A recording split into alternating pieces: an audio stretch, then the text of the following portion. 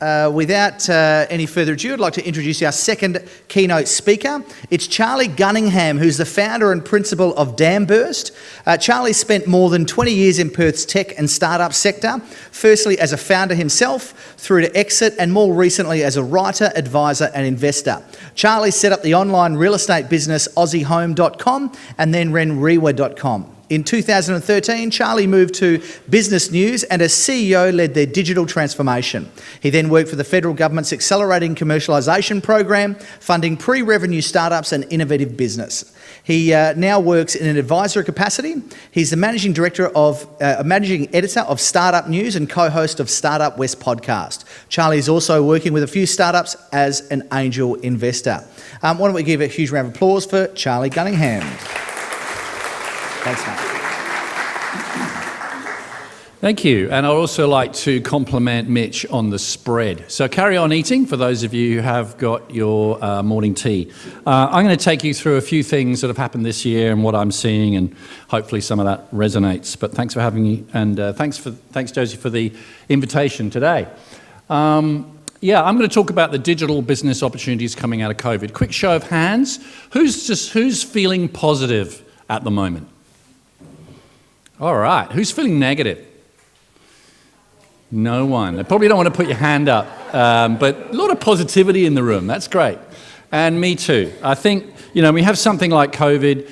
It throws in a massive, big, blooming disruption, but some good things can come out of it. And I think I'll show you some good has come out of it. Some change has come out of it, notwithstanding those that have already caught the disease, of course. Now, this is I don't expect you to really look at that, or even there'll be tests on this later, my weird meandering career. And the only reason I put that up and all the various things I've done is that, like Steve Jobs said in that really good speech, if you go back and look at it in 2005, you can't really join the dots looking forward, but you can sort of join the dots looking backwards as to why I am where I am. I'm an economics teacher from England. You probably still tell by my strange accent. Although people in England say I have a very Aussie accent, you're such a bloody Aussie. And then people in Aussie think I'm very, very much a plummy pom.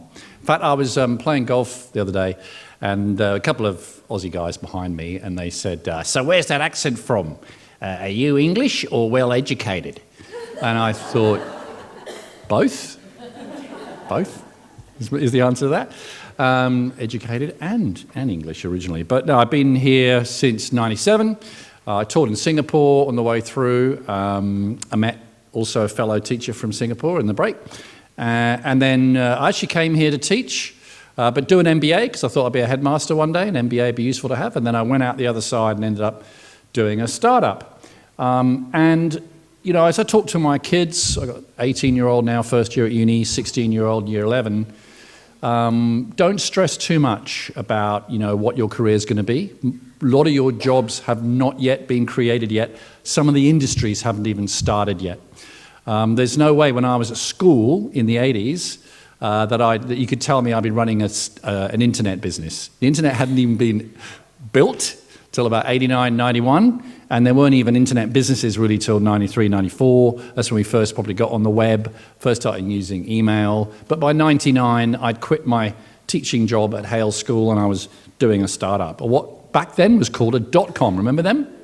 Yeah, remember the dot-coms about 20 years ago? So here I was in March 99, Easter 99, just stepping off the dais at UWA, a freshly minted MBA grad. For some reason, they put the MBA grads in pink. Magenta, maybe. And there's my fellow co-founder, Nick. He's an interesting guy. He's actually a Swiss guy via New York. He'd run hedge funds in Zurich and Zug in Switzerland. He'd worked in New York and London. He was 10 years older than me, and he'd done businesses. And he's the guy that came up with the idea for AussieHome.com. Back then, don't know if you remember, looking for a property, you'd go to the Weekend Paper. And the Weekend Paper had a real estate section about 120, 130 pages thick, and also a cars section and a boat section and a job section. In fact, the Weekend Paper sort of landed with a thud on your stoop, didn't it, causing an earthquake every weekend. Now, try look for the real estate section in the Weekend West. They hide it somewhere in amongst the cartoons. It's about 6 pages. There's the digital disruption right there. From print which was dominant in 2000, through to the internet, which was dominant by 2010. And I rode that amazing change with Aussie, or AussieHome.com. So we launched on the 6th of December, 99. I'd quit my job on the 9th of the 9th, 99. There was also a partial eclipse of the sun that day, really spooky, as I walked into the headmaster's office and resigned. But asked him to be on the board. And the headmaster was John Inverarity, someone some of you may have heard of, played cricket for Australia. If you go down to the WACA, there's the John Inverarity stand, and probably one of the best leaders I'd ever met in the way in which he quietly led. And you think some of the big, aggressive alpha males that he had to lead, like Dennis Lilly and Rod Marsh and others, he wasn't the best player, but he was the best leader. Learned a lot from John. He was on our board for 7 years. I asked John, actually, what's it like being on the board? About 7 years in, he said, it's a bit like watching a tennis match. I said, what do you mean? He says, it's a bit like, he's very modest. Anyway, there we were on the front page, irony, irony, of the West Australian's business section.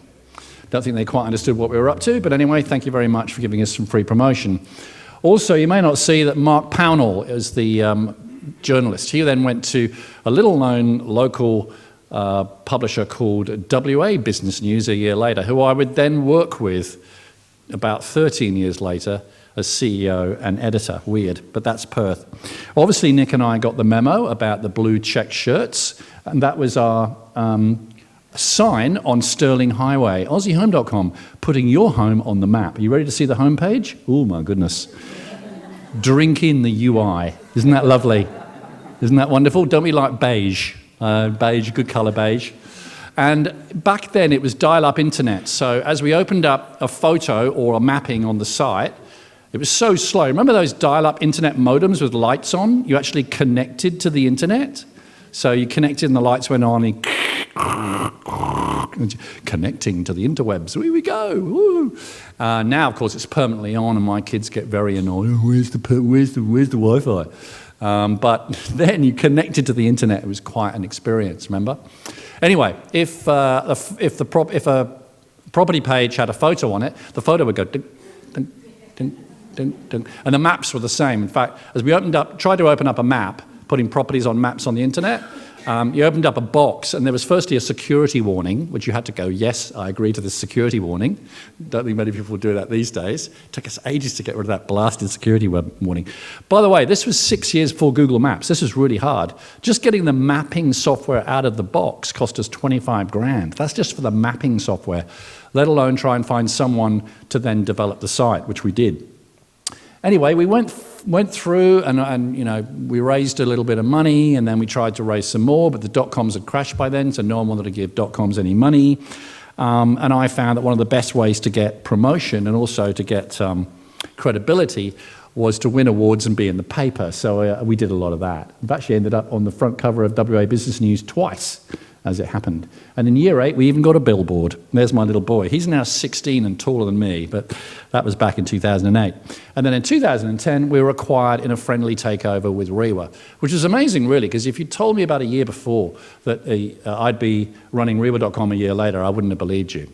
We had a sort of relationship, but something like that was not something I was expecting. But it was quite unexpected. It was just a coffee with the CEO, and I knew that the CEO was trying to find someone to run Rewa.com that had various people. And then I heard myself saying, well, what about me? And she said, how's that going to work? I said, I don't know, I just said it. 6 weeks later, deal done, signed by the council, cash exit, and I got the job of running Rewa.com, and all my staff got jobs at Rewa. And all my clients, real estate agents, could carry on using AussieHome.com. It was amazing. It was like a deal meant to happen. I learned a lot in those 10 years, made a lot of mistakes, got the T-shirt, the DVD, and the movie, but I got very interested in scalable, what are called B2B SaaS businesses, which is business to business, and SaaS, software as a service, or what we call back then subscription. You know, like a Canva or something like that, where you subscribe for a service on a monthly or an annual rate. And if you think about it, as a business model, that's fantastic. Once we got a certain number of agents on board, every new agent that came on board that put their properties on our site, this is what happened. I gave them a username and password. They loaded up all the properties because they knew all the prices and they had the photos. They kept them up to date, and I sent them an invoice. Pretty nice business model. Once you get critical mass, once you get up the SaaS mountain to the peak, it's a very nice business model. But climbing up that mountain is really hard. The last 10 years, I've really been advising and investing and talking about and doing podcasts with and writing about and encouraging and having coffees with, and I'll buy the coffee, no problem, with startups and trying to get more B2B tech SaaS businesses out there. In fact, I remember meeting Mel and Cliff from Canva when they were doing Fusion Books back in 2011, and they had this idea for Canva. Could not raise any money in WA, ended up raising it in Sydney, and we went over there. They're now worth $8 billion. You want to know why I like SaaS B2B businesses? That's a business that started 8 years ago and is now worth $8 billion. All right? Anyone use Canva here? Yeah? Quite a few. I think I realized that Canva was really going somewhere when I went to a tech conference, a media conference in North Carolina, in Charlotte, North Carolina, and they were talking about Canva. In 2015, I'm gone around the world, and here they're talking about it. So then this happened, right? And that was a big bloomin' disruption, came out of nowhere. If you think about it now, 6-7 months on, we're maybe a bit surprised it hadn't happened before. After all, if you go and look at some talks that were given on TED by the chairman and founder of Microsoft, Bill was talking about this, the likelihood of a virus outbreak. We'd sort of seen it before with SARS, we'd seen it with Ebola, we'd seen it with various coronaviruses before. This, after all, is the coronavirus 19 from 2019. There'd been previous ones. And you talk to various doctors and epidemiologists, whatever they're called. They had been trying to work on a cure for something like this for 14 years and yet to find it. So this came along and suddenly the whole world changed. And it reminded me a little bit of the dot-com crash, except the difference was this time everyone was in the same boat, right? There was isolation, which leads to all sorts of mental health issues, domestic violence, and everything else that was worrying. Businesses suddenly having to learn how to work from home. Where previously they'd said you have to get on that freeway and drive down into the city, now you don't have to. And actually quite a few people have said, I quite like this work from home, right? And maybe we'll move to a blended, flexible approach. Hope so. I hope some people with families can come into work at 10 o'clock, leave at 2. Why not? Do the rest of the work from home. Work on different days. This is probably the flexibility of the workforce, especially in a small place like WA, is probably something that we have to champion. We washed our hands a bit better and probably a little bit more often. And that's something we should do anyway, because there are viruses around. And if you want to prevent the spread of these things, then it's something as simple as social distancing, wearing a mask and washing your hands. That's not really too much of an ask. Future generations will ask, what did you do during the great pandemic? Like they asked, what did you do during the Second World War, which my parents lived through, just the end of it. You know, we stayed on the couch and watched TV. It wasn't that hard, right? What we were asked to do. And suddenly it was about hand sanitizer and gel. And we had the kids at home and we had to blooming educate them as well as doing our job. And then the dogs looking at us going, why are you at home so much? Because they want to be taken out they think, great, playtime all the time. And then things like this, which you've probably never seen before, right? People having their temperatures taken as you go into various offices. Like if you walk into the Hyatt downtown, or you walk into the Pan Pacific, they've actually got, as you're coming in, a massive screen and you can sort of see yourself. We've had other things like the Black Lives Matter movement as well to add on top of everything else this year.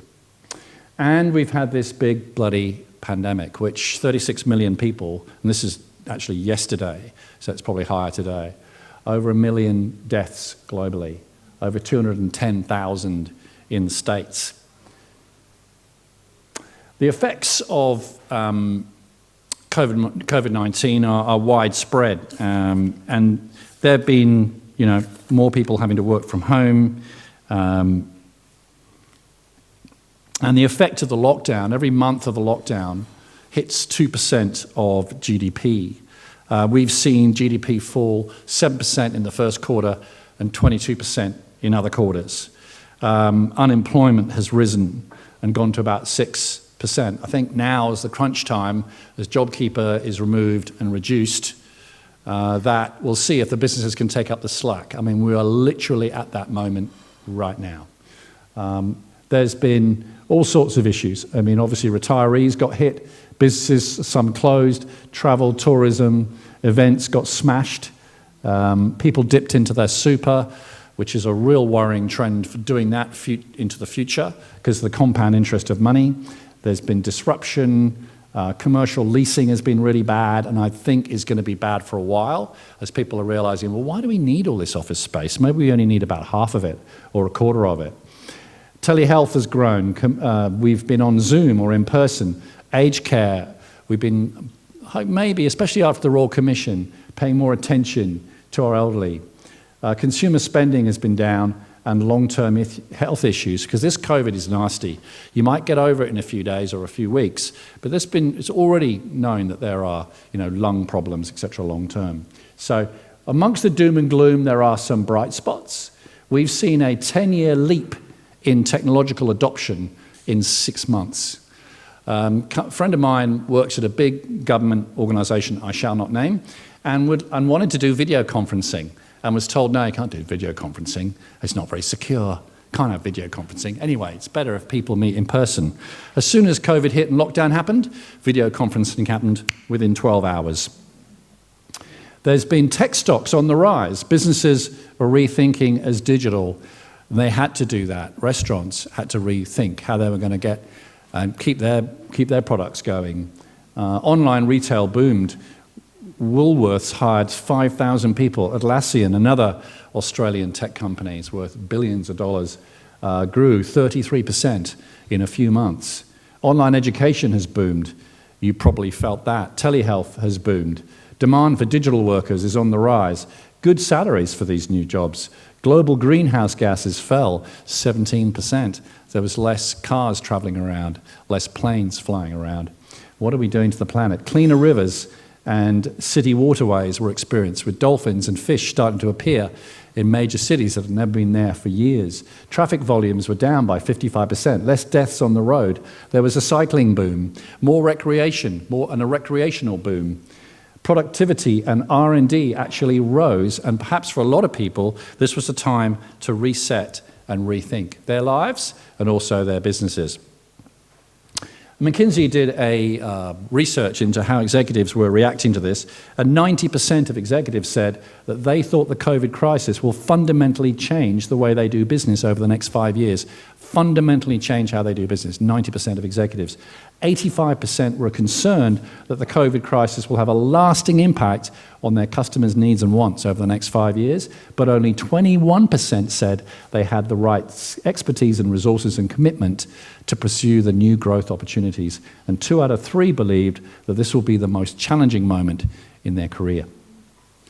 For a lot of execs, it was rabbits in the headlights. And when that happens, they put innovation on the back burner and they worry about what's going to happen in the future. They cut innovation spending, maybe with the hope of ramping it up later. But we've got to look back to the last time, and that was GFC. There were companies that came out of the GFC that innovated, and they're the ones that did better over the subsequent 10 years. These companies all came out of the GFC, and they completely changed the way their industries were working. There are lots of opportunities then, right now in 2020. 96% of companies are using digital marketing. Food and entertainments are all online. E-commerce has taken over. Video conferencing is now the norm, and medical and health have been prioritized. What we need is digital leaders, those who are aspiring to be an innovation company, invest in a balanced portfolio and mobilize their staff. And perhaps we should look to the roaring 20s. Back in the 1920s, there was a global pandemic, the Spanish flu, killed 50 million. But by July 21, the roaring 20s took off, fueled by new technologies of the car, electricity, and connectiveness. And this roaring 20s could happen in 2020 after a global pandemic, probably the middle of next year, July 2021, fueled by AI, genetics, digital technology. That's what we could have coming out of this pandemic. Now is the time to innovate. Thank you.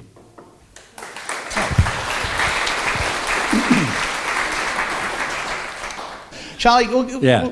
Charlie, give us some understanding. Your bio talks about that you're involved with some startups, and you go out of your way to encourage them, but also to be an angel investor. It's developing as a bit of a niche in the business world. Can you give us a bit more understanding on that space? Yeah, I mean, having done a tech business myself, and we were backed by brave angel investors, family, friends and fools, the whole lot, a couple of high net worth individuals as well when we started. Often rocket ships have to be built in order to launch. So a bit like a mine, and I'd have thought in this state people will understand mining investment. You have to spend a bit of money in order to develop it before it takes off, before you get commercialization. Not every startup necessarily needs money or should have money to start with, but some do. Some needs a little bit of money to get going. They don't need a lot of money, nothing like what a mine needs, but they need a bit of money. Sometimes 50 grand, 100 grand, they put their own savings in. They just need a little bit of something to build the product. Canva, in fact, started on about 2.5 million. A $1.25 million grant from the program I used to work on, and 1.25 from others. So that's quite a big chunk of change. But typically in that sort of 100 grand, 150, that sort of norm. Would you say that's fair, Daniel? Yeah, that sort of amount, and that's typically going to be angel investors. So these are high net worth individuals who've made their money, they're silver-haired monkeys, and they have something they can give back, right? They've been there and done it, and it's not just the money that they're providing, it's their expertise and networks. They can open doors, they can spot some things, and they might learn a lot. So I'm a big advocate of people who have done pretty well in their life, probably in their 50s, 60s, and want to give back. It's part philanthropy, it's part doing it for WA, but it's encouraging the next generation of entrepreneurs and innovators. And it's not asking a lot of money and a bit of time, but something. And they might have some fun and make some money along the way. Excellent. Thank you. Hi, I'm Sandra Martain, lecturer in human resources. Yeah. A lot of what COVID has exposed is actually a savage underbelly of workforce casualisation, older women in particular, unemployed, youth unemployment, aged care. It's been a disaster. So how do you, when you're encouraging innovation, do it in such a way that you don't just enrich a few, but you actually make a difference to the people who are suffering? Sandy, is it? Sandra, thanks Sandra, that's a great question. Yeah, the digital divide, absolutely. I've found that a lot of the entrepreneurs I'm talking to, they want to make a social impact. They're actually not necessarily wanting to make loads of money. They want to make a difference. And I'm seeing a lot of it in aged care. I sit on the board of RISE, a fantastic organisation, has 7,000 clients in aged care predominantly, in mental health, youth and disability. And I'm the sort of digital innovation person on the board. So I'm always pressing the CEO and the executive, how can we use technology to improve the lives and provide better services for the people we care for? It's a bit of a conservative old area where it's a lot of hands-on and people you described. So I'm sort of positive in the sense of the innovators and entrepreneurs that I meet have that really good social impact to them. I find the millennials are terrific. They're coming through with those sort of ideas. It's not just about making money. So I'm hopeful for it. Someone at the back. Yep. Hi Charlie, I'm Bridget. I'm a lecturer in business and government. Great. You've been an educator yourself. I have. How do you see the future of education after this pandemic, and any good advice that you could give us about what we should be looking at? Yeah, well, I think you're doing courses that are very practical and right down the gun barrel of where people need to learn. So I didn't quite finish my thought from the beginning, which is why I showed you my timeline, which is a muddled mess of various jumps around, which maybe when I look back, I can join the dots and it makes some sense, but I never would have been able to predict it looking forward, is that we don't know what we're moving towards, but I'm pretty sure that what we'll need is some people who can work independently, work in teams, and who can solve problems. Ultimately, you've got to look after a big customer problem that you see. The best startups, the best tech businesses are solving a global problem that they've seen, and everyone else has missed it, but they've seen it, and it irks them. It's like an itch they have to scratch. They have to go after it and solve that problem. And that's actually what they're trying to do. If they make some money along the way and another impact's all great. So universities I worry for. Sorry, I think the university model is broken, and I think they're just about starting to realise it. Good luck to the new vice-chancellors that are being put in at various universities. They've got a very difficult period ahead of them, the next 10, 20 years. I mean, it's a 17th century construct, isn't it? 17th, 18th century construct. I'm a big fan of that amazing TED Talk by Sir Ken Robinson about how school is one long university entrance exam. Shouldn't be, should it? Shouldn't be. Should be preparing people for the workforce or the new global environment we're in, the things we're heading towards, but also it should be interesting in itself. In and of itself, it should be inspiring and great, right? And I did teach for 13 years. I had 3 jobs in 3 different continents, but then there was an itch I had to scratch, so I sort of got out of it. But I'm still very motivated, very interested in it. I worry for universities, not for TAFEs though. Robert, I'm an accountant. Robert. The digital transformation you talk about, I'm asking you this question not so much because I think you're a technical expert, but I'm pretty confident you've thought a lot about it, and that's the issue of cybersecurity. In our industry, we are targets, as you probably know, of this sort of problem, and this problem is growing rapidly, as fast as the technical divide is being closed. Just some thoughts from you on that. Well, cyber's a huge issue, and sort of goes under the covers a little bit until you get these crazy attacks that occur. Have you ever had any? I've had 2 cyber attacks on me, once when I was at AussieHome.com, actually 2 at AussieHome.com, where a couple of people, one of them was in Poland, another was in Kazakhstan, tried to take our whole site down by taking over the mail server, because it was trying to send out about 10,000 emails a minute or a second or something, and completely crashed the site. Then I had a really bad one at Rewa that took down Aussie Home for about 6 hours, and it's not much fun when that happens. So I think there's a lot of misunderstanding. People are blasé about it. It's got to be pretty important up there, cybersecurity. It's a huge area. There's quite a few startups and tech companies in Perth looking at it. It's good to see people like John Poynton and others, and actually, high net worth individuals investing in cyber security. Sapien Cyber, or Michael Malone, the former CEO and founder of IronNet, is into, I think, Diamond Cyber is his company. So they are starting to back these companies and seeing that's the future. But it's a massive area. I'd say to my kids, learn coding.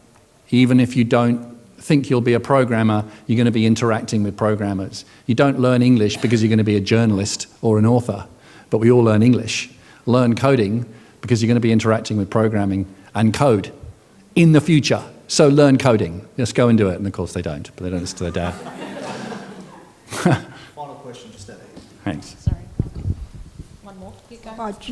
It's just a general one. I was just wondering if compliance and quality systems have impacted on your role at all. Ooh, very much when I work for the government. Yes. The last 3 years I worked for the federal government. I worked here, but out of the Department of Industry in Canberra. And I wouldn't probably even be able to be here talking to you today if I was still under that contract. What I said on LinkedIn, what I put on Twitter, what event I went to, what I said on a panel 6 months ago, it just did my head in. So yeah, does my head in what you just said. Final question. Sorry, last one. Sure, it does everyone's head in. I understand the need for it, but come on. Come on. Hi, Judy again. Hi, Judy. Just in Commerce, we have simulated workplaces to teach our business students. What does a simulated workplace in a training environment look to you in the future? Yeah, fascinating. Gosh, I wouldn't know. You'd probably answer it better than me, Judy. But one thing I did do last year, I took my 16-year-old, he would have been 15 then, to a university open day.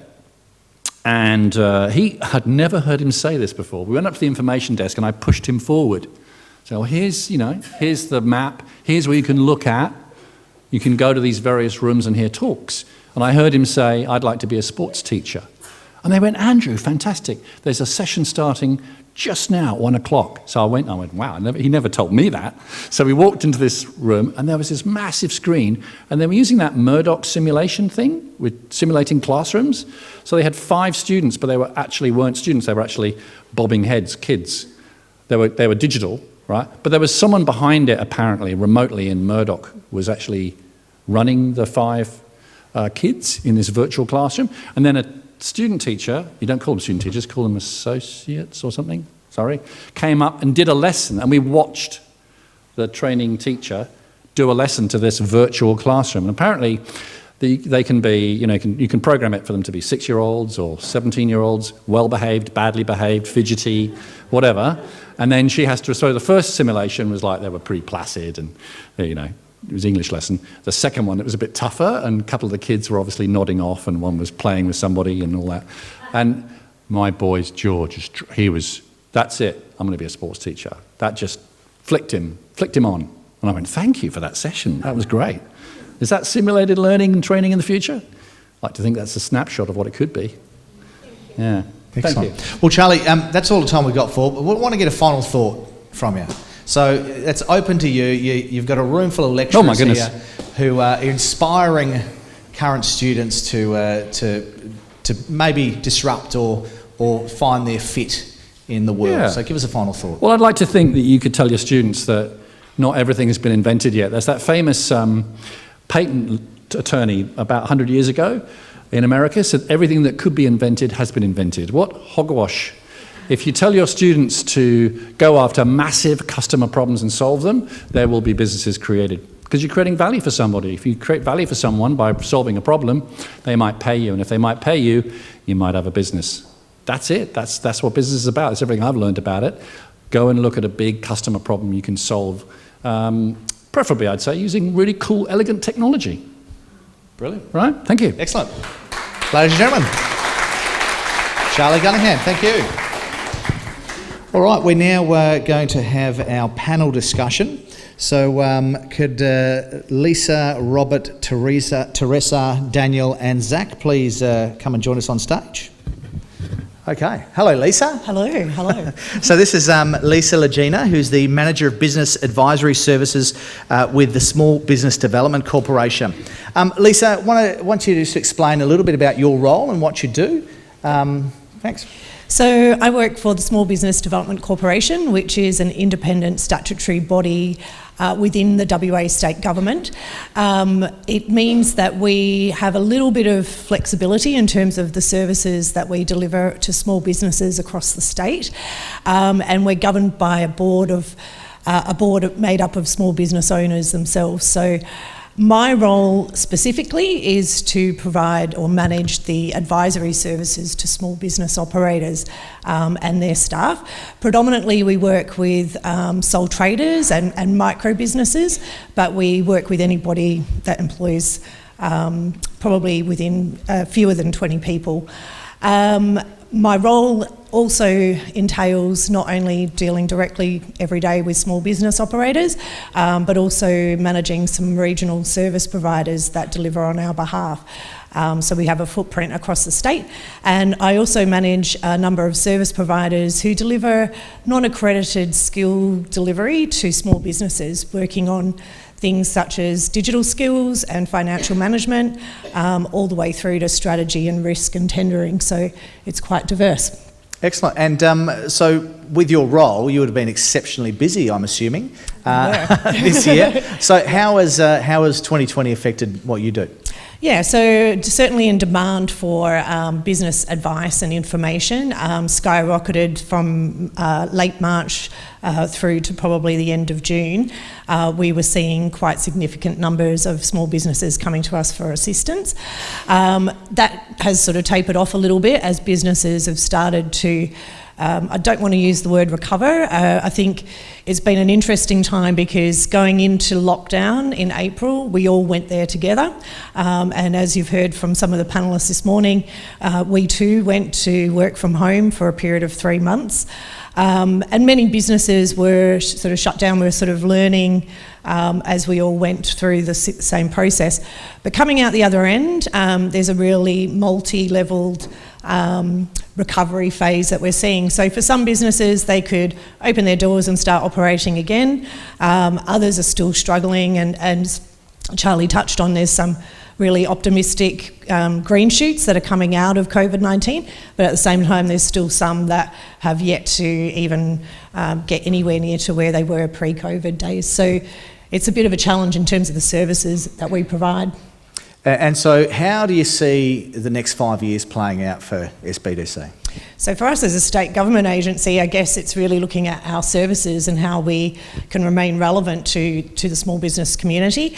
There's not a one-size-fits-all when you're looking at small business, because we work across every industry, and each industry is going to have its own challenges. Certainly from our perspective, it's looking at how do we help people get access to the information, skills, and support services that they might need to actually grow their business. So when you're a micro business, you're wearing every single hat. You're the accountant, the HR professional, and running your business. So for us, it's around how do we help people get access to the things that they most need so they can actually take that next step and grow. So for us, it's really looking at what our services might look like in the future. And just a key thing, we've prided ourselves on being a government agency where you can ring and we'll answer the phone within a couple of minutes, if not a couple of seconds. We've really valued the people-people connection, and we've really had to rethink how we use digital, because we've been slow to adopt that through COVID-19. And so for us, the challenge is, what does that look like in the future, and how do we sort of move ourselves there? Absolutely, thank you. I'll pass it on to Daniel. Okay, so now we've got yourself, Daniel.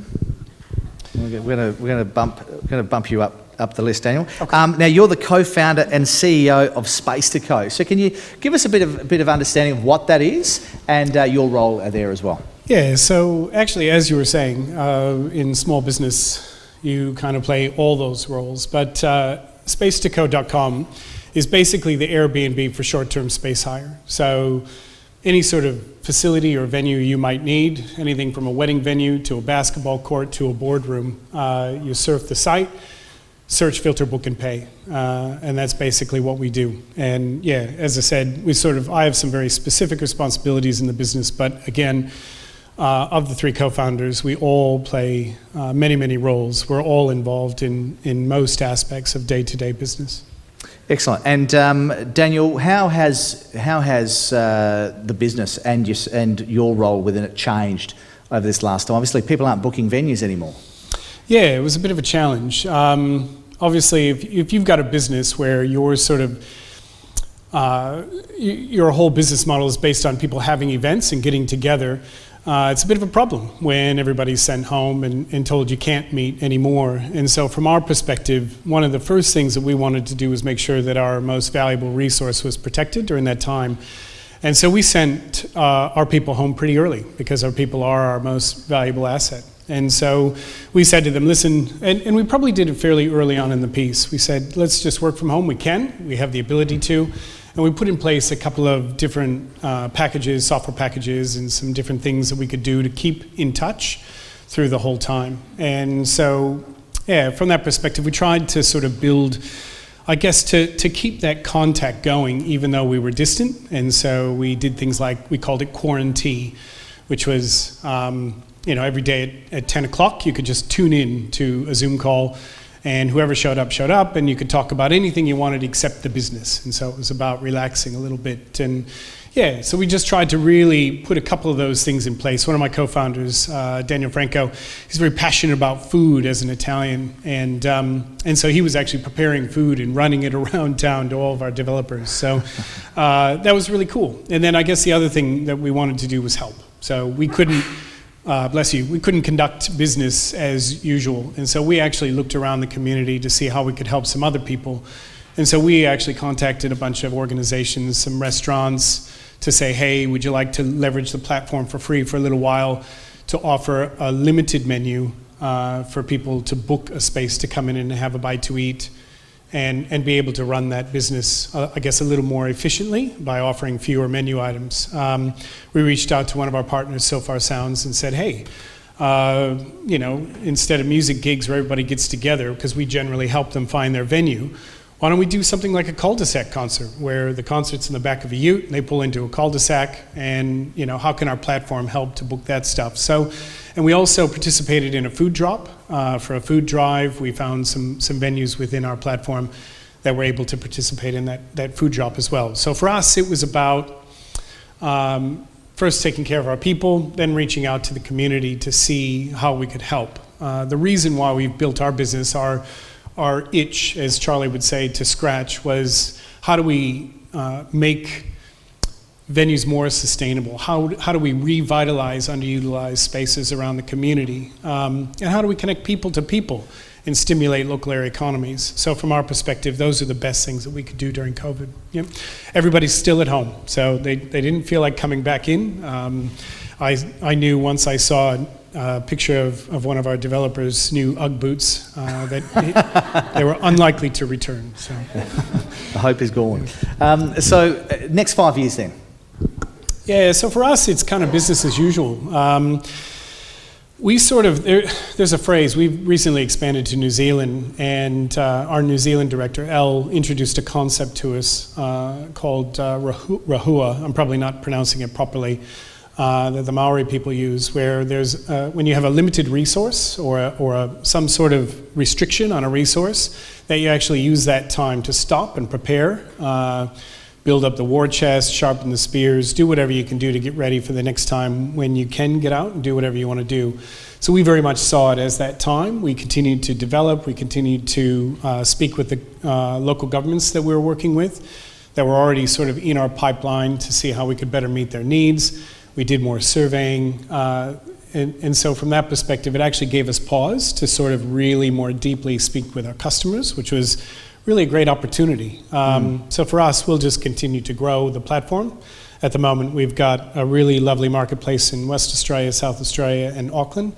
And obviously, we've got some dreams about heading over east and creating a really wonderful marketplace there, and then internationally. So that's our next 5 you've years. really sort of found a niche at the moment that I'm observing with the local councils and helping them provide a solution. Yeah, absolutely. So it was it was really quite fortuitous. We were introduced to the City of Vincent, and by their own admission, their processes for hiring space were a little bit onerous. A lot of paperwork, a lot of phone calls, a lot of emails, and in some circumstances, returning bond checks, like, you know, the paper checks that we used to use, and that was sometimes up to 6 weeks after a booking had taken place. And so we sort of said, listen, we'd love to help. And getting back to our why and really connecting with local area communities and getting people to stop getting in cars and traveling up and down the freeway, it really made sense for us to connect with local government. They are the hub of community, and so for us to be able to help to make their facilities more available really was exactly what we're after in terms of our space to collaborate, community, co-share. It really fit. Beautiful. Excellent. Thank you, Daniel. Thanks. Appreciate your time. And we'll pass it over to Teresa. Okay, so now we have Teresa Mains, who's an associate at Gregson and Associates. Teresa, thank you for being here today. Can you tell us a bit about what you do and your role there? So I'm a lawyer at Gregson and Associates, and we practice predominantly in estate planning, estate administration and estate litigation. I myself personally work in the estate planning and estate administration side of the work, try to avoid going to court. I also have another role in the office. I'm also, I help our director kind of manage the day-to-day runnings of the business. I look after the trust account and make sure our team is kind of running effectively and smoothly. And so how did the start of 2020 affect and change what you guys deliver as as lawyers? So we're quite a young firm and we're quite innovative in what we do. We try to make our client intake process nice and easy for people. We try to eliminate the number of meetings people have to come in face to face. So we do a lot of digital client intake processes. So we had a lot of things set up ready to go when COVID did hit, and we kind of stayed in our offices till we had to go. But I think it was about a day we were able to unplug everything, go into home, set up our home offices, and we were up and running. So I think the main challenge for us was actually just getting our clients to get on board that digital engagement and just how we worked with that, and then also supporting our team members Is that because they're usually older in estate planning? Yeah, so that's definitely one of the things. So some people were a bit kind of resistant to having to deal with it all via, email, telephone or Zoom. Some people don't even, have the means to do that, but so we just had to, depending on the client, work with what we could do with them. And so it sounds like you're already sort of heading towards that space anyway. How do you see the industry changing for you guys in the next 5 years? I think the big thing for us is the court systems. A lot of them had to go online, which a lot of them are in the process of doing. For probate, it's not online yet, so that was quite challenging. They had collection boxes where you would drop off court documents. So I think the big thing for us will be learning their system when they do implement it. So, yeah. Excellent. Thanks, Teresa. Thanks. Okay, next we have Robert Lopez, who's the Managing Director of Midvale Tax. Thanks, Robert. Now, can you tell us a bit about your business and your role? Okay, I'm an accountant and we practice as a chartered accounting firm. All those firms you see all over the suburbs, that's us. We're a big industry, very large, very diverse. A lot of firms, a lot of different ways of doing things. It's part of how this works in small business, and we advise primarily small businesses. Listening to the Small Business Development Corporation, in my view, they're in the education business, which is a great thing. I guess we're more, as accountancy firms, who charge in solving people's problems, primarily focusing around tax, compliance, advisory. It's the typical sort of financial services that we provide. And how did things change for you 2020? Well, that's interesting because 10 years ago we went totally paperless and we disconnected the printers and chucked them all out. And it worked. It was difficult at the start. It's very useful to go paperless. It's a cultural thing. It's not technology. The technology is really simple. The staff culture is tough. Once you go paperless, it all changes. So when you go paperless, you sort of encourage your clients to do the same thing. So we do a lot of our work primarily through email. We have a lot of clients who are not in the state. In fact, we've got more than a few clients we've never met. It works, but it's the process then of getting people used to it. When COVID hit us, it didn't affect us at all. We got busy with JobKeeper and the like, but in terms of delivering work to our clients, it was more of the same. Okay, and so work really increased at that time as you were navigating all the... Well, JobKeeper, the gift that keeps giving, as they call it, was a lot of work. In terms of legislation, very unusual. Never seen so much money being legislated in such a small instrument with vague notions of what's correct and what isn't, some general anti-avoidance provisions that you can drive a truck through. A lot of people in trouble, a lot of people not in trouble, and accountants, as you probably all know, were very much trying to sort this out. So we're very busy. Yeah, yeah, and with all the constant changes as well. So, so with that in mind, how do you see, say, the next 5 years? Do you see a change for the industry? Will they go more paperless, or do you see other changes that could come about? It's an interesting question. I think about it a lot. I think it's all merging. The concept of an accountant, I mean, what is an accountant? You've got financial planners, a lot of lawyers practicing tax, financial services people, all sorts of professions, in my view, are starting to merge. I mean, if you look at what we do as a chartered accounting firm, we're really in the form business. We fill in really complicated forms. Are we accountants? Maybe. But I'm great at forms. I've got a book on. The original form was 500 years ago for penance. You know, back in Martin Luther in Germany, you know, where they actually pre-printed it, and then you just fill in the person's name and you start collecting money. Very clever, and it's come a long way since then. So on the basis that we're in the form business, we're in collecting information for those forms. So I think we're going to see a lot of merging. I see a lot of AI. At the moment, there's not much AI around, plenty of automation. But I see the profession getting more and more confused in terms of how to define it. We're just going to be financial services people. Excellent. Thank you. Thanks, Robert.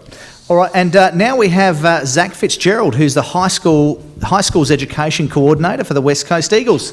Thanks for joining us, Zach. Thank you. Sorry about the recent... Don't worry about it. Do we go there? No? Okay. How many do we have West Coast in the room? A few? Any Geelong supporters? A few more than that. What's that? Geelong? Any Geelong supporters? Are you Geelong? No, I'm not. Who are you? Freo. Freo. Yeah. But is there more Freo? I don't normally get that, but is there more Freo? I only jump on when the bandwagon comes past, and it hasn't been past for a few years. So. My name's Zach. I work in our Community and Game Development Department at the West Coast Eagles, and we run a few different things out of that department. AFLW is one of them. run some academies as well out of those. The Natanui Academy, which is looking at Aboriginal and multicultural kids, that we're able to get some draft concessions for those. So Jared Cameron that come through, we were able to train him up and then be able to draft him. So we run an academy out of that program department as well. And then we run some school programs as well, and I specifically look after the high school programs. And what that sort of looks like for me, I'll go out to schools and use our brand and get to kids and talk to kids about different topics, leadership, goal setting, what it takes to be an elite athlete, and then look at some of the other things that we can lean on that professional or AFL players will expose themselves to, so cyber awareness. And then look at some different employment opportunities within the sporting industry as well. So how did schools shut down, everything else, how did 2020 affect you and your role? Yeah, 2020 definitely affected me in my role. The whole club, I think it was only the executives that stayed on, but the whole club went into stand down. And we were probably in there for 3 months, and there was just a lot that was happening within the AFL sort of space, and they worked really hard to get the season back up and running, but it was still on a bit of a skeleton staff because we just don't know what the future's going to look like for AFL football, I suppose. So yeah, 2020 definitely affected the whole club and the whole organisation. For me, it was probably a good opportunity to, a lot of our presentations are face-to-face, but it was an opportunity to, evolve them and try and get them online, which I think will be good because we'll be able to push that out to regional schools and hopefully get out to more regional schools, because of the work we've been able to put in that space. Yeah, no, absolutely. And the how. So with what you guys do, how, or even with what the AFL's going through, I'm surely you're having these discussions. What do you see some of the changes that might actually take place from this? I mean, that's a great one to be able to reach more people. But what about for your organisation as a whole? Yeah, the whole organisation, and it's difficult because we're sort of waiting on the AFL to see what they're going to do. So a lot of the stuff that we're, some of the answers that we're hoping for, they don't know them yet because the AFL still haven't made up their decision. But yeah, the whole football department, I'm not sure if many people know the soft cap that's across the whole AFL. So the football department can only spend a certain amount across every AFL club. So West Coast Eagles, quite a big club, wealthy club, they're not able to spend a lot more money in that sort of area because it's going to be unfair to teams like the Gold Coast that might not have that money. So that's going to be reduced to a 30% cut within that department there. So there's probably going to be a few jobs lost within that industry, but I think the club has been really good at still looking at opportunities elsewhere for those. We might not be able to pay them as much within that football in the football department, but what are some other areas that we're able to lean on? And we've been able to do that with some of our staff. They went up and worked in the mines through that period, the football department. They went up and worked in the mines, and did a few swings. But yeah, it was a good way to offset because they weren't able to get that revenue that they were getting when they were working full-time in the football department. So yeah, I think the business is going to have to be quite creative if they want to keep on a hold of the amount of staff that we do have at the moment.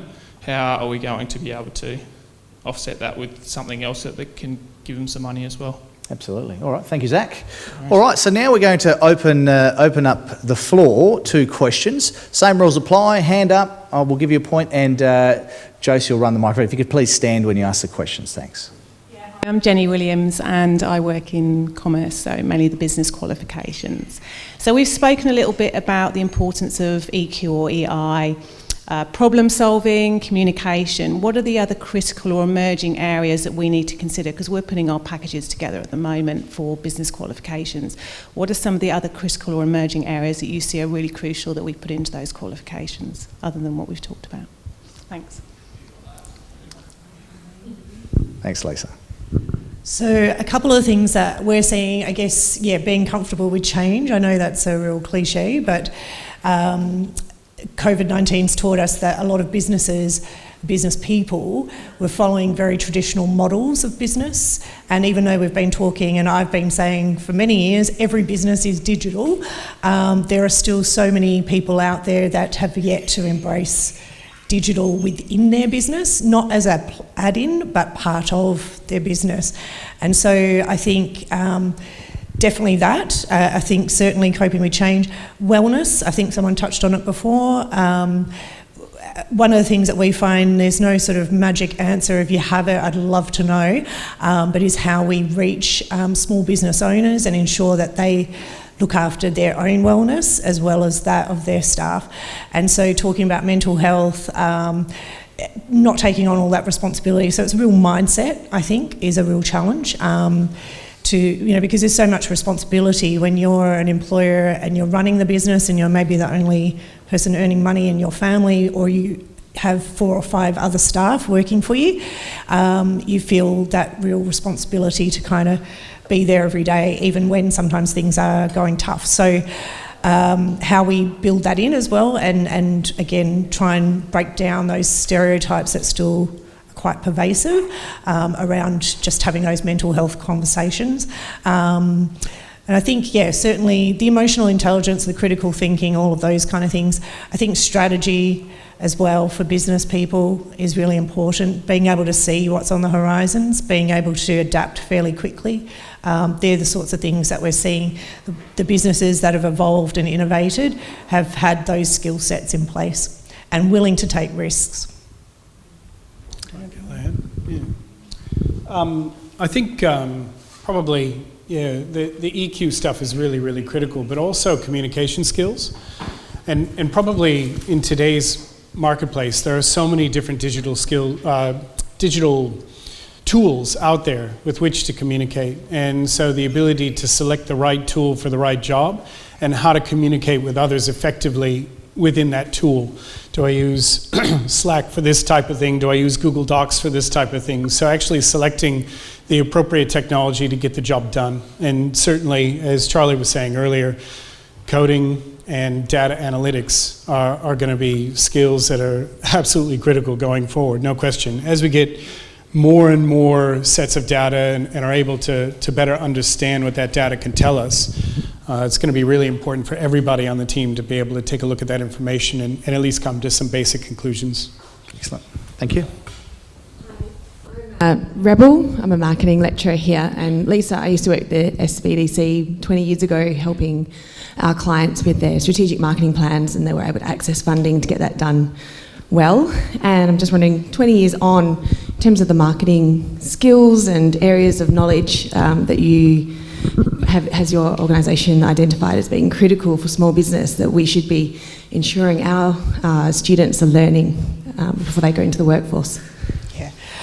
I think one of the key things, everybody wants to be on social media, and so what we're finding is lots of small businesses invest on getting an Instagram page or a Facebook page or being on Twitter or whatever it might be. They don't understand necessarily who they're trying to target, and so it's really going back to basics for me. We've got all the tools, the digital tools, to have a digital presence, particularly in marketing. That's been a real game changer because sorry for all the marketing lecturers out there, but now as a small business person, you can do the marketing yourself if you know how, or have a little bit of knowledge. And so I would say really it's grounded in understanding who your target markets are and a bit more about the demographics and sociographics around those, and what you're trying to actually sell, what your product is and how do you differentiate it. Most business people, if you speak to them and said, what's a unique selling point or a proposition, wouldn't know what that is. And so if you can't articulate that, then it's really hard when you're posting things on Instagram or whatever, are you actually hitting your target market? The other thing that I think is critical is at the end is not just posting stuff, but then being able to analyse it. So closing that loop around, I've put up all these posts, but how much traction am I getting and am I actually hitting? Is that converting into sales? or people going to my website or whatever the end goal might have been. So it's that kind of understanding the data and how that can work for you. I think they're the kind of key things. Then you choose the platforms that help get you there. And I think sometimes for businesses, they've jumped on the platforms but don't understand those other two parts. Don't know if anyone else wants to say anything. It's an expensive exercise. It's an expensive exercise to do lots of marketing online.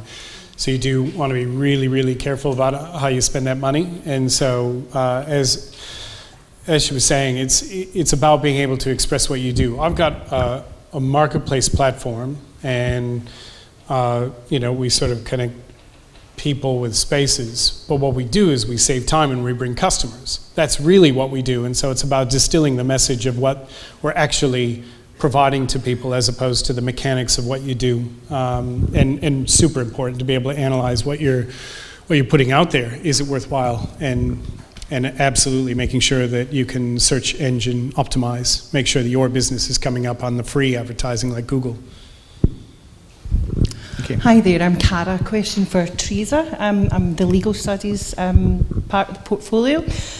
Teresa, probably about 80% of our students are going on to be paralegals. That's the sort of role they're looking to fill. Maybe 10-15% want to go into further education to be lawyers. So my question for you is, what sort of skills would you like to see in paralegals? So, specifically things, is research skills really important? Or, what's the main attribute you'd like to see in paralegals?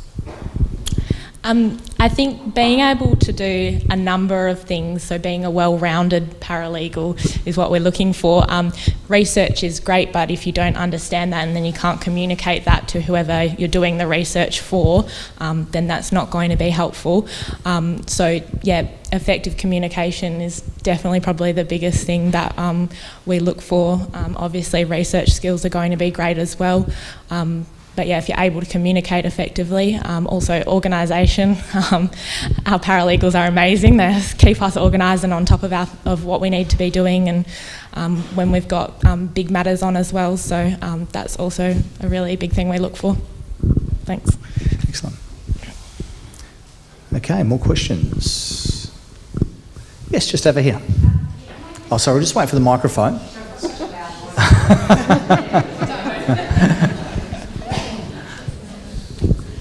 It's Frances from the Commerce portfolio, and we're actually, as part of the government's response to COVID, they've funded a number of what we call skill sets. One of those is that I'm involved with is operating a small business. And my question was to Lisa. I know that Robert said that your organisation is largely one of education. So I'm wondering if you can highlight, we've highlighted some of those soft skills, the community that people are coming to you for. I'm just wondering, where do you see that education gap in compliance? Is it tax? Is it work health and safety? Do you know what I mean? Yeah. Look, I think in terms of compliance-related matters, again, I go back to it's what people get back into business for. So if you are a chiropractor, you obviously go through your training, you have your CPD or your professional development requirements, similar to lawyers and things like that. So you get a little bit of that information. When you're working in other industries, so let me think, you're an artist or you're doing something, you're not necessarily always sure about the regulatory framework in which you work. So part of our role, I guess, in starting up a business, and if that's something that you're doing, is we really try and educate people about what they need to know to be compliant and the frameworks in which they work in. Even down to if you're operating a business from home, lots of people don't understand you actually have to get permission from your local council to do that. They think, well, I'm in my house and what does it matter if I've got 10 people coming to visit me because I run my beauty salon from home? There is compliance around that. So it's really when people are starting out, showing them, the regulatory framework, which is where all the compliance comes into it. And then from there, really directing them about who to go to for that advice. So for taxation, we definitely recommend, getting yourself a really good accountant, not just for tax purposes, but for that whole financial management and advice. And then for work, health health and safety. It's, going off to Department of Mines and Industry Regulation Safety for resources that they might have, or getting professionals if you can afford it. Biggest key thing in the real world is lots of businesses don't want to invest money when they're starting up, and it's really breaking up that, sometimes it's investing in the right things that can save you money in the long term. So getting legal advice, for example, on a contract or a lease when you're first starting out can save you thousands and thousands of dollars, if not your home, when things go wrong at the other end. So it's really trying to break down that barrier, but it is a challenge. And so, I think it's really directing people and showing them where they need to go, because they don't know, and they've probably never had any interaction with that kind of compliance and regulatory framework before.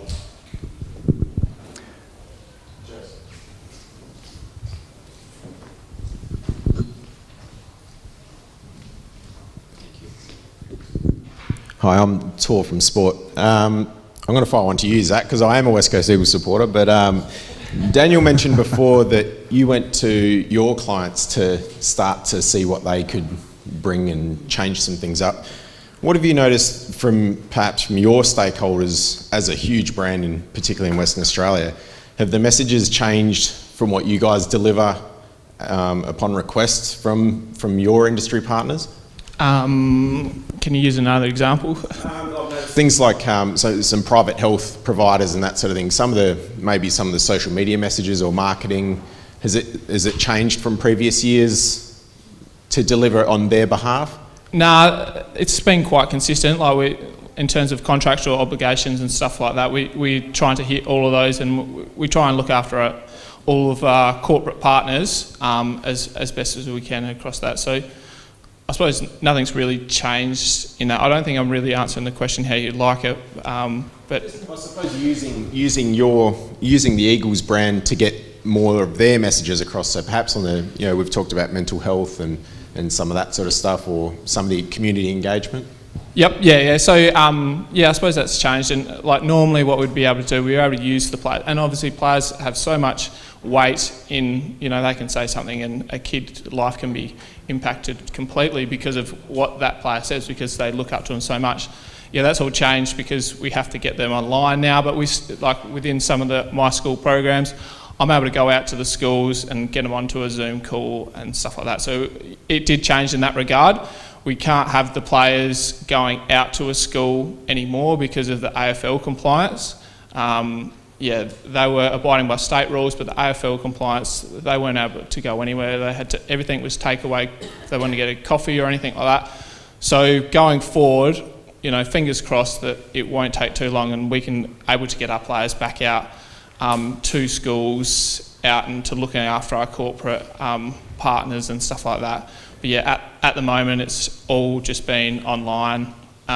You see with even the press conferences and stuff like that, they're all doing it online, and I don't think it has the same touch, and obviously face to face it has so much more weight, I feel, and hopefully we can get back to that model. But we've tried and we've tested it, and I think from the football department or from the club, there's some things that we've really liked, and there's some aspects that we probably want to, hoping for the coronavirus pandemic to finish so we can get back to business as usual.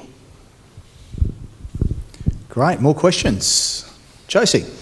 Josie Danielle, Business Studies. Actually, my question is to all of you.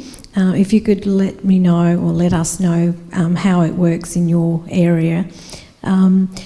We teach our students how to write simple documents, how to produce digital text documents, and how to use templates and those general administrative functions of all businesses. How important are those aspects in your business, or is customer service more the focus that you would like students to have great knowledge with?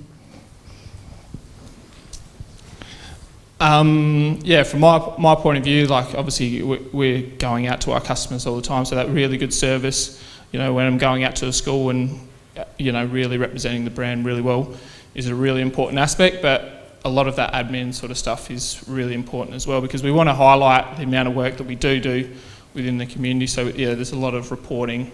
But yeah, there's probably a little bit of balance, but I'd say the skills and the confidence to be able to stand up and develop a session is a really important skill within my role specifically. So Robert, as the most senior form filler here, mate. Okay. Getting back to that theme that we're all merging as a profession, my view is, as an employer, what am I looking for when someone's sitting across the desk, okay? I mean, it really does boil down to that. And increasingly, my view is less about the data or the actual profession. It's all about critical thinking. If someone can think clearly, I mean, they've got to have a decent personality and all the rest of it, true, but if they're a critical thinker, 80% of your problem's solved. Because critical thinkers and people who are creative can do a lot of stuff, A. B, you can teach them really easily. So we recently hired someone in our practice who has no accounting experience at all to do an accountancy role, because her background is in high-level administration. She happens to have 2 children now and she needs a job a bit closer, and we can fit her in because we can teach her, because she knows how to think and she's fast. And uni was mentioned earlier, universities going online, no place for universities. I have to worry a bit about that. I always thought of a university as a place where you put students together and they mix and they talk, hopefully about their curriculum and their courses, and you challenge them. So all these skills you teach, in my view, are important if out of it they can think critically. Now, I'm not an educator, I don't know how to do it, but I know that's, in my view, what really matters. It's almost all of it. Great. Thanks, Teresa. Josie, I think both are really important, but particularly from a legal point of view, administration is crucial. It's so integral to everything we do.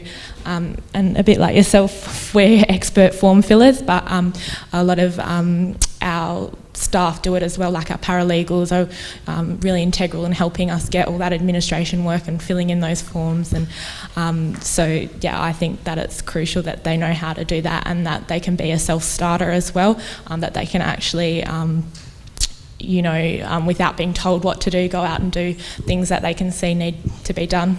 Thanks. For me, in my organisation, it's the people every day. For some of my staff, fairly senior, earning over 100 grand, they don't even go into Word documents. They don't need to for their job.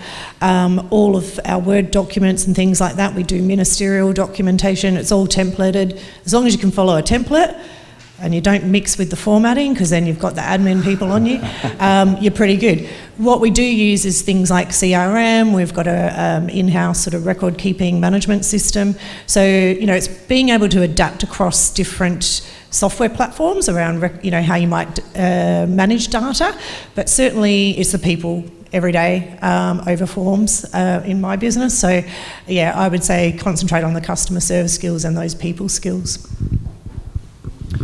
Yeah, I think they've sort of summarised the correct answers. A little bit it's a trick question. We've got different people in our organisation who have different skills. Obviously, the people who are focused on the marketing aspect need to be able to express our offering really effectively. The folks who are hitting the keyboard, ones and zeros, and making the amazing platform do what it does, they've got a completely different set of skills. And it's critical for them to be able to communicate effectively with the rest of the team, because the folks are out surveying the marketplace and finding out what the next feature is.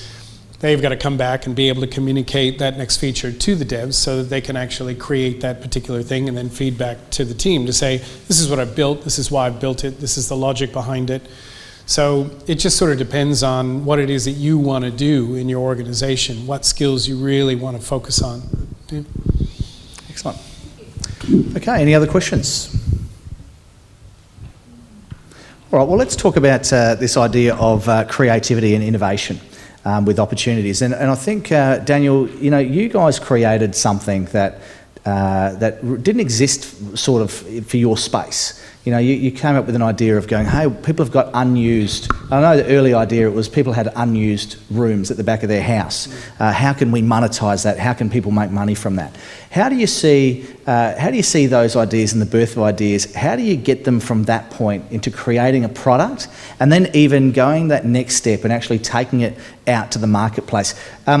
because you even featured on Shark Tank at one stage and had to go through that process. And on TV, it looks like it's 10 minutes chatting to a few people, but I understand it's a bit more. Can you talk to us a bit about that process? Yeah, I won't talk about Shark Tank because I still bear the scars, the bite marks from it. Yeah, it's definitely not 10 minutes in front of those sharks, that's for sure. But I guess to a degree, we cheat. We cheat as often and as frequently as we can. We did, absolutely. When Jeremy first came up with the idea, he said, oh my gosh, my wedding was...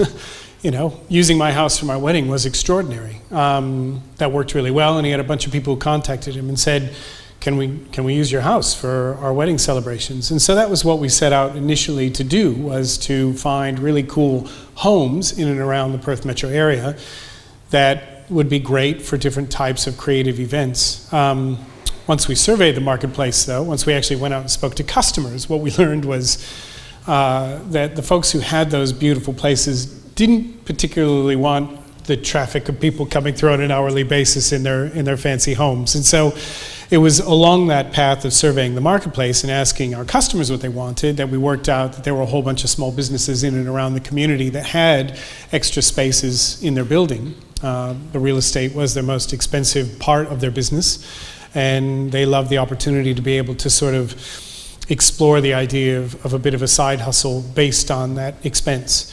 And so every time that we take a look at the developmental pipeline or the feature set or whatever it is that we're trying to achieve, we don't actually have to create that ourselves. All we have to do is just continually speak with our customers. The whole journey of what we've built and the journey into local government and our whole path has been determined by the people who want to use our product and for whom we're trying to solve a problem. So yeah, I guess from idea to go to market, it's just been a series of asking people, here's the wireframe of what we want to build. Does that look right? Where would you put this button? How would you want that to function? And for us, that's the only way that we can possibly do business, is to continually go back to our customers and say, how can we make it better? How can we do stuff? So yeah, I guess it's cheating a little bit because we've got some very creative people on the team, but it's our customers who drive product. Excellent. Okay. It must be close to lunch because not too many questions coming. Have we got any other questions for the panel? Yes. Lecturers can talk loudly.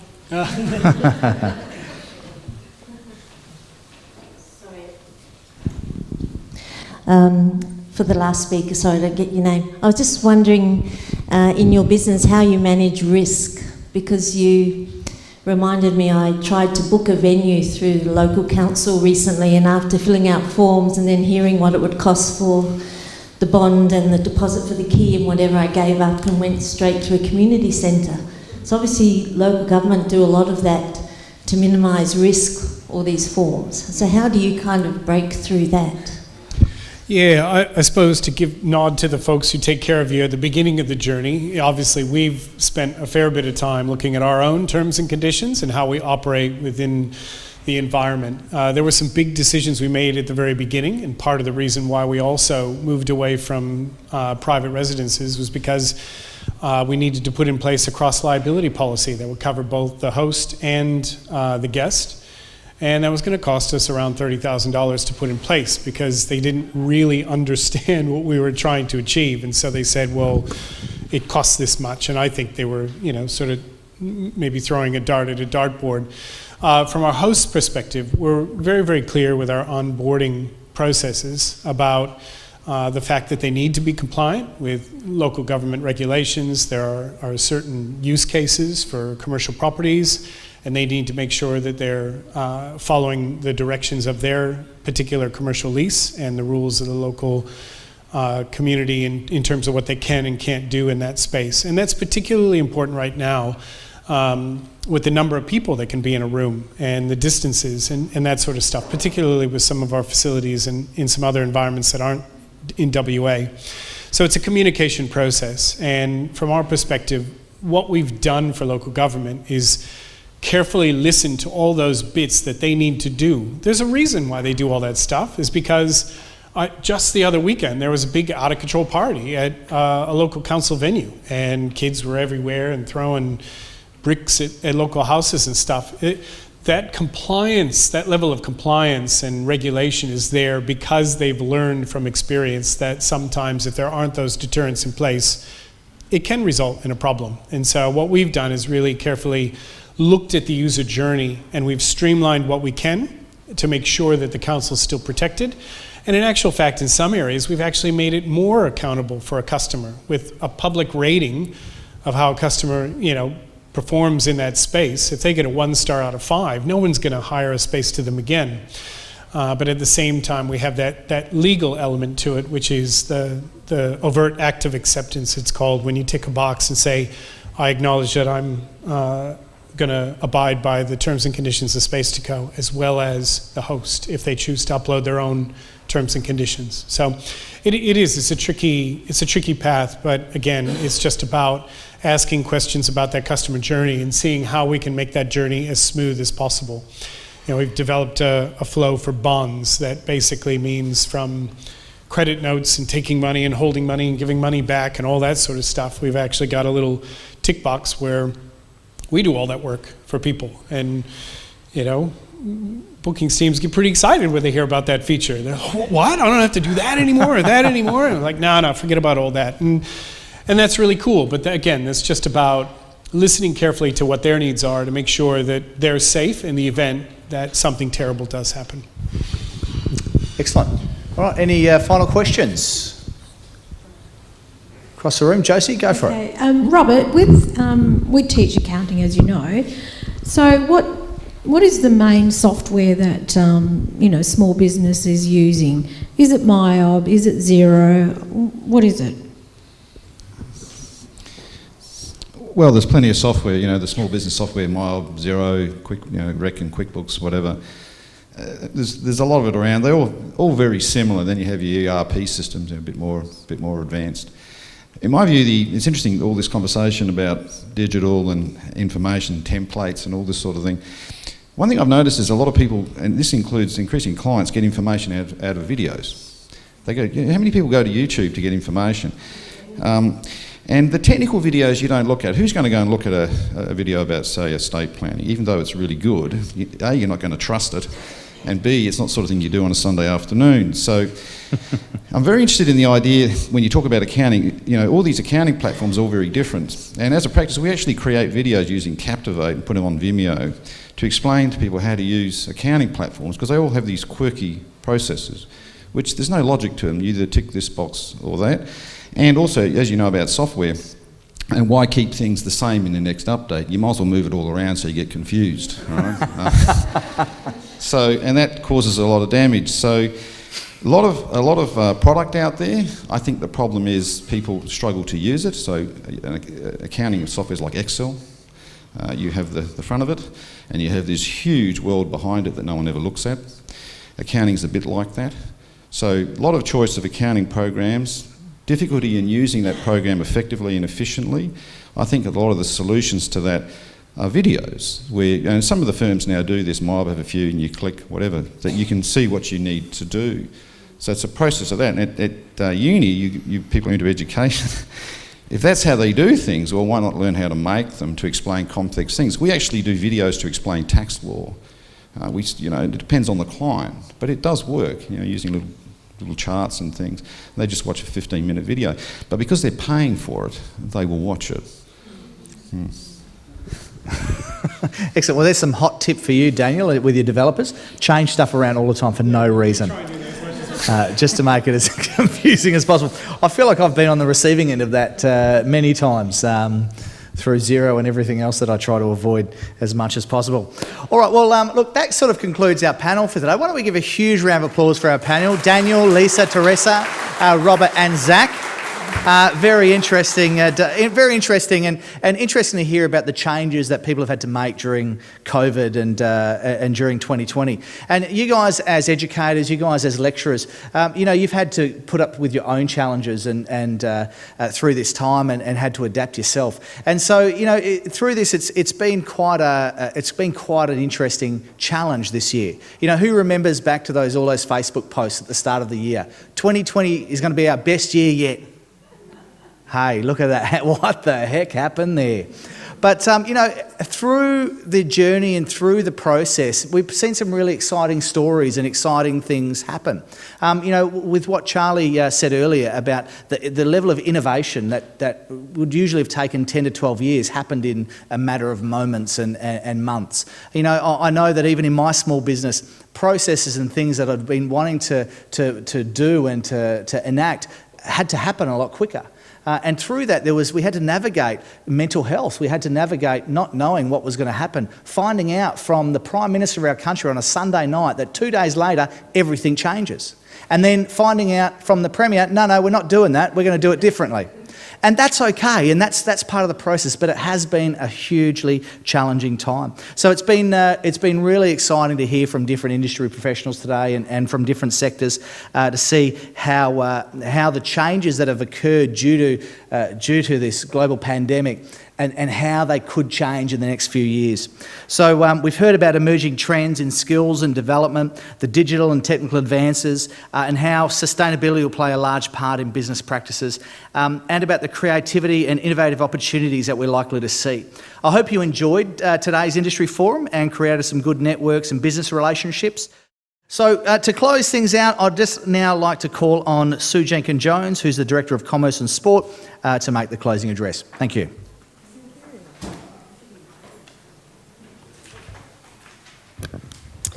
Wow, I don't know about the rest of you, but I'm just so inspired by what I've heard today. I just wanted to sit and listen to more of it. Just listening to you industry speakers has just been absolutely awesome. I feel like a sponge just wanting to absorb it all.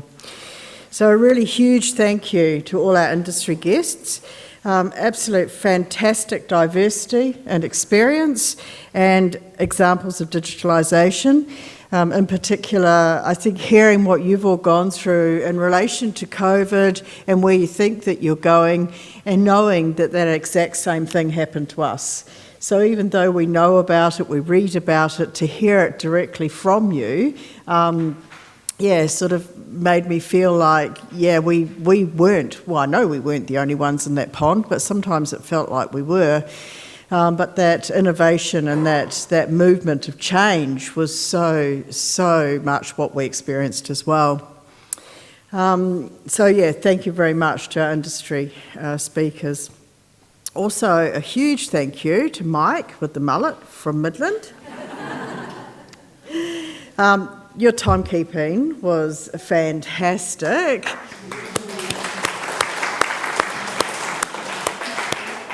I kept thinking, I'm going to have to warn Mitch that we're coming in early. And then I'm going, no, I don't have to warn him now because he's got them back on time. So no, it was good, really good, and just loved having you. Thank you. Also a huge thank you to Josie. So today wouldn't have happened. Without Josie's input and her connections, and we thank you very much. Josie, I've got a small token for you.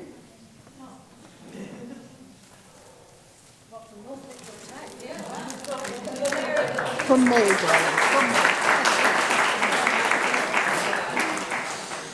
darling. Also, a big thank you to John for helping us out with all the AV, also the video.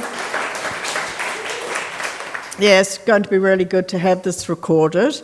And also from Darren, and Darren was here earlier this morning, and Darren's offered that his team work through the video and align the components of the video to some units of competence and some criteria that's going to help all of you with your TACMs. So I think that's going to be awesome as well. So please, everyone, stay and join us for lunch. Our wonderful Mitch, who we just can't live without, has provided us with a beautiful morning tea, and I'm sure lunch will be even better. I love the words from Dominique that I would just like to finish up with. If you can imagine it, you can build it. So watch out, everyone, especially my leadership team, because as you know, I have an idea and I get very creative and very excited, and I love those words. So thank you, Dominique. Thank you, everyone.